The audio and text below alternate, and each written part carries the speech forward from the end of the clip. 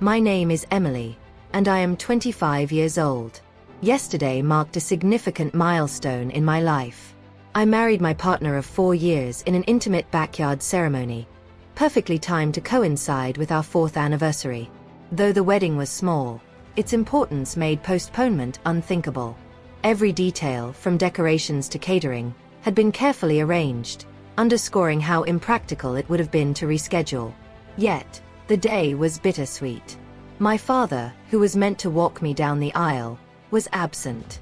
Initially, he claimed a medical emergency, but under pressure, he confessed the truth. He had chosen to attend a rare camping trip with my brother, who only visits a few weeks each year. His decision felt like a prioritization of my brother over me, and his dismissive suggestion that rescheduling would be easy only deepened my hurt. In his absence, my stepdad walked me down the aisle. It was a touching moment, but it carried a weight of emotion that shouldn't have been there. When my father arrived after the ceremony, he was visibly moved by the photos, realizing the magnitude of what he had missed. We had a raw emotional conversation that culminated in his tearful request for a second ceremony as a way to make amends. The situation left me conflicted. While I was deeply hurt by his initial decision, I was also pained by the regret and guilt he felt afterward. The day, which should have been filled solely with joy, became a reflection of the complicated dynamics within my family, underscoring how seemingly simple choices can have profound consequences. Growing up, my relationship with my family was always complex, particularly with my older brother. Despite my efforts to feel genuinely happy for him, his arrogance often overshadowed my admiration. Gifted in many areas, he had a way of positioning himself as the center of attention, which only amplified his brash demeanor. He didn't hesitate to tease or bully me, making our relationship tense. When he left for college, I felt an undeniable sense of relief. This dynamic was further strained when my parents divorced during my middle school years. Their marriage had been fraught with tension for as long as I could remember, and while they put on a united front in public, their unhappiness at home was palpable. Their split was triggered by my mother's affair with a college friend, which led to a bitter and contentious divorce. Despite the circumstances, my father agreed to shared custody. The aftermath of the divorce was challenging. My father began drinking more heavily, and his relationship with me grew increasingly distant, especially after I chose to maintain a friendly relationship with my mother and her new husband. My brother, on the other hand, sided completely with my father, often vocalizing his disdain for my mother and stepdad. This created a deep rift between us as I sought to navigate a middle ground. A few months after the divorce, my mother remarried. I stood as a bridesmaid at her wedding, but my brother refused to attend. Despite his resentment, he was still required to spend half of each month with our mother as part of the custody agreement, a situation he bitterly opposed. Unlike my father, my mother treated us equally, which my brother struggled to accept. For someone so accustomed to being the center of attention, the perceived loss of favoritism was difficult for him to process, leading to frequent outbursts. My father, believing my brother was being mistreated by my mother and stepfather, made several attempts to gain full custody. However, his claims lacked evidence and were ultimately unsuccessful. Over time, these battles only served to deepen the divisions within our family. Reflecting on my wedding day, I can't help but see how my father's absence and the reasons behind it are emblematic of the larger dynamics that have shaped our family. While I strive to move forward with grace, this event has left me grappling with the weight of old wounds, the complexity of familial love, and the ever-present challenge of finding balance in relationships marked by conflict and history. I felt a sense of relief knowing my mother truly cared for me and that my stepfather was a kind and decent man. As a child, I struggled with conflicting emotions about my mother's affair, which ended her marriage to my father. Over time, I chose to focus on my happiness and maintained a close relationship with her, a decision I would cherish even more after losing her to cancer 4 years ago. The time we spent together became precious memories, and I came to appreciate her unwavering love despite the complexities of her personal life. In her final days, my brother visited rarely, but he made an effort to be there toward the end, bringing her some comfort. After her passing, my stepfather moved out of state, though we stayed in touch. A year later, my brother relocated to London for a job, visiting our father annually, and our communication dwindled to nearly nothing. As the years passed, the dynamics in my family began to shift, particularly between my father and me. He apologized for his distant behavior after the divorce, admitting that he had felt betrayed and hurt. He also confessed to favoring my brother, which strained our relationship. We agreed to work on improving our bond, and to my surprise, it began to heal. The change was so profound that I asked him to walk me down the aisle at my wedding, and he agreed. Despite this progress, I always felt like a secondary concern to my father, especially when my brother was around. My father's efforts to connect with me only seemed to happen in my brother's absence, a pattern that became glaringly obvious with a recent incident. He asked me to postpone my wedding so he could go on a last-minute camping trip with my brother. Hurt and frustrated, I called my stepdad and asked him to walk me down the aisle instead.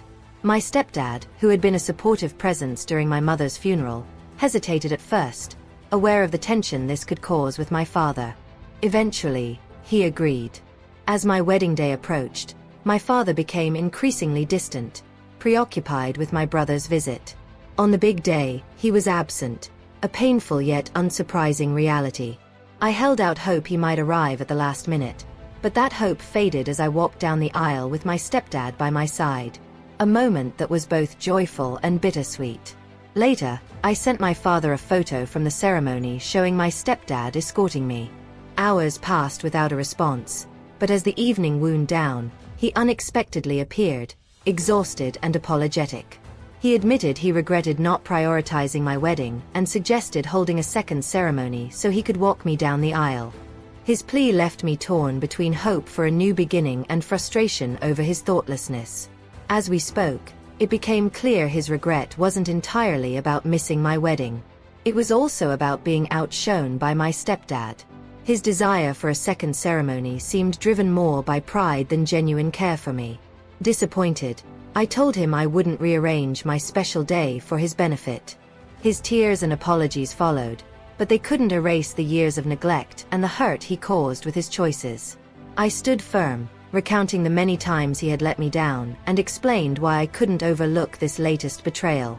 Despite his emotional display, I couldn't ignore the pattern of his behavior.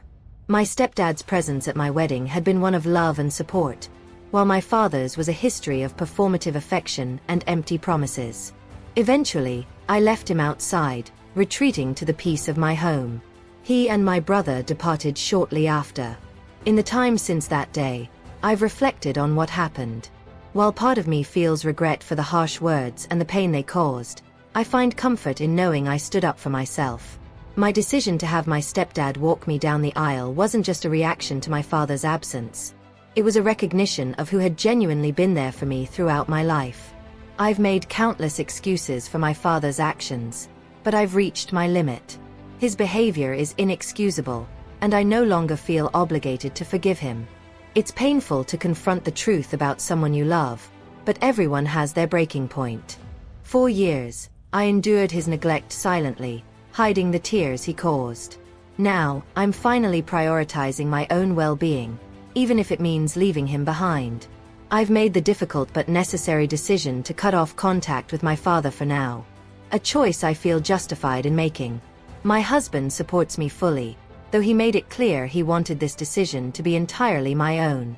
I also shared my concerns with my stepdad, worried that I had unintentionally used him as a pawn in my issues with my father. He reassured me, acknowledging the strength of our relationship, which brought me comfort. To anyone concerned about my stepdad's feelings, he has expressed no resentment, which eases my mind. In the days since my wedding, my father has reached out repeatedly, but I've chosen not to respond. I haven't read his messages, preferring to focus on the upcoming honeymoon and this new chapter of my life. When he called again this morning, I considered checking his messages, but decided against it.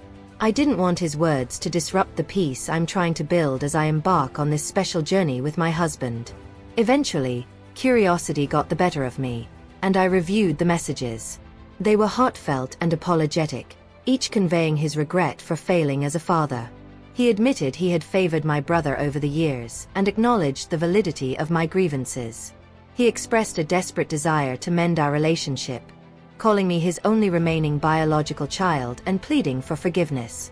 While his words stirred up complex emotions, I had already decided that I needed distance to heal. I called him back to make my position clear. He answered immediately, beginning to apologize, but I interrupted. I explained that his constant calls and messages were not helping. They only reopened wounds I was trying to close. I told him I was about to leave for my honeymoon and needed space. I promised to reach out when I was ready to reconnect, but until then, I asked him to respect my boundaries and refrain from contacting me. He agreed, hiding any hurt in his voice, and the conversation ended on a quiet yet definitive note. By the third day of my honeymoon, I was finally starting to feel at ease. But my peace was disrupted by an unexpected call from my brother, who used a burner phone to reach me. Initially, I wanted to hang up as soon as I heard his voice, but his accusations of me being an escapist kept me on the line. He criticized my treatment of our father, demanded I apologize, and lectured me on the importance of family. His words felt juvenile, as though we were still children caught in the fallout of our parents' divorce. When I explained this was a matter between me and our father, he insisted it affected the entire family. He claimed I had ruined his visit and cut short their camping trip, accusing me of acting out of jealousy. I told him his accusations were baseless and immature, pointing out that despite his professional success, he seemed stuck in our childhood dynamics. Before he could respond, I ended the call, feeling both a sense of relief and frustration. After returning from my honeymoon, I decided it was time to confront the lingering issues with my father. I visited him, surprising him and my brother, who was also present. Ignoring my brother's habitual interference, I requested a private conversation with my father, and after some reluctance, he agreed. I expressed my disappointment in his recent behavior, particularly his request to reschedule my wedding for a camping trip. I reminded him of the progress we'd made in our relationship over the years and how his actions had undermined that progress. I also questioned whether his absence stemmed from genuine priorities or a sense of competition with my stepdad. The conversation was difficult but necessary. My father expressed deep regret for missing my wedding, and I reassured him that dwelling on the past wouldn't help either of us. I told him I wasn't ready to sever ties permanently. Losing my mother to cancer taught me how fleeting life can be, and despite my father's faults, I still cherish the good memories we've shared. However, I also emphasized that I needed time to heal. I explained that rebuilding our relationship would take time, possibly weeks, months, or even years, and I needed him to respect my space in the meantime. He agreed, asking if he could hug me before I left. We shared a brief, emotional embrace, and I managed to hold back tears until I was alone in my car. This isn't an ending but rather a pause, a chance for both of us to reflect, heal, and decide how to move forward.